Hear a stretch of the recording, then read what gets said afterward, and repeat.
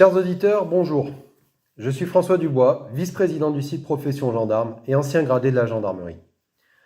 Après ma carrière militaire, je suis devenu professeur. Emploi que je viens de perdre en raison de mes prises de position. Oui, je le répète, je viens de perdre mon travail en raison de mes prises de position. Ce sont bien là les termes exacts qui ont été employés par le rectorat lorsque je leur ai demandé de motiver leur décision.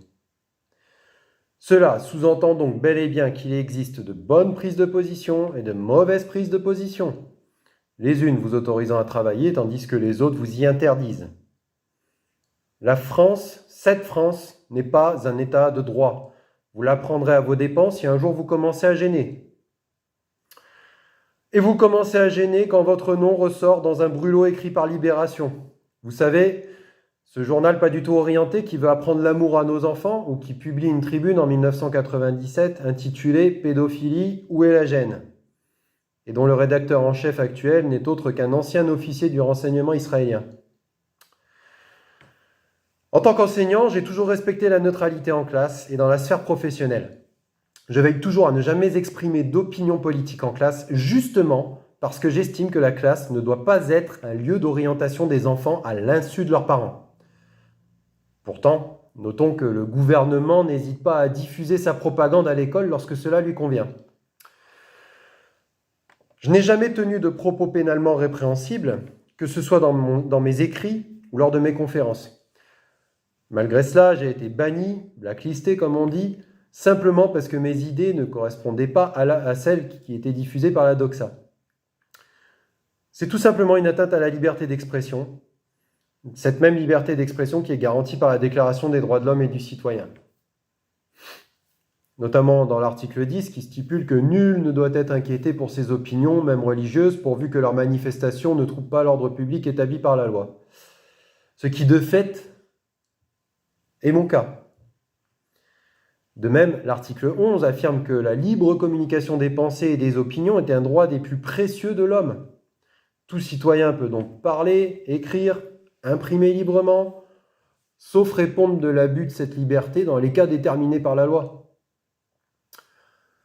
Pourtant, l'éducation nationale n'a pas hésité une seule seconde à s'asseoir sur ses fondamentaux. Malgré le fait que 2 établissements scolaires comptaient énormément sur moi au sein de ma filière et avaient même investi en me formant dans certains domaines spécifiques. Ils ont donc pris tout le monde à contre-courant et sans que personne ne puisse rien faire. C'est un excès de zèle total. Il est temps de réagir contre ce totalitarisme. C'est pourquoi je me suis toujours engagé, et je m'engage encore, à dénoncer le totalitarisme et ce système dont la nature réelle est un système oligarchique fondé sur la connivence, la cooptation, la corruption. Nous ne devons pas accepter de vivre dans un état où nos idées sont muselées. Qu'importent les conséquences matérielles pour moi, de toute façon, aujourd'hui, c'est une libération. Car désormais, plus une seule emprise ne plane au-dessus de ma tête. C'est finalement quand on reste à se soumettre au sein d'un système qu'on est le moins épanoui, le moins émancipé, et souvent le plus frustré. Moi, je me bats. Un guerrier se bat pour gagner, pas pour prendre le moins de coups possible. Mon parcours de vie n'est pas un parcours de quête matérielle, mais il est guidé par le cœur. Il est guidé par la défense des valeurs. Il est guidé par le sacré étant son ultime boussole. J'espère que vous diffuserez ce message pour montrer aux gens qui ne le savent pas encore à quel point la France est devenue totalitaire. Le totalitarisme, ce n'est pas qu'un dictateur et des chemises brunes.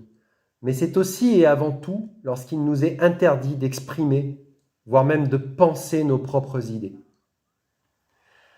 Merci de m'avoir écouté. Ah, au fait, j'allais oublier. Des fois que, je le précise quand même, vous l'aurez compris, je cherche un nouveau job. Donc, si vous avez une offre, n'hésitez pas à m'en faire part. Ceux qui connaissent mes productions écrites, qui ont lu mon livre ou mes articles sur Profession Gendarme et Stratégica savent que j'ai du potentiel. Donc, si vous avez quelque chose ou vent de quelque chose, eh bien, écoutez, je vous remercie énormément par avance et je suis preneur. Merci à vous et à bientôt.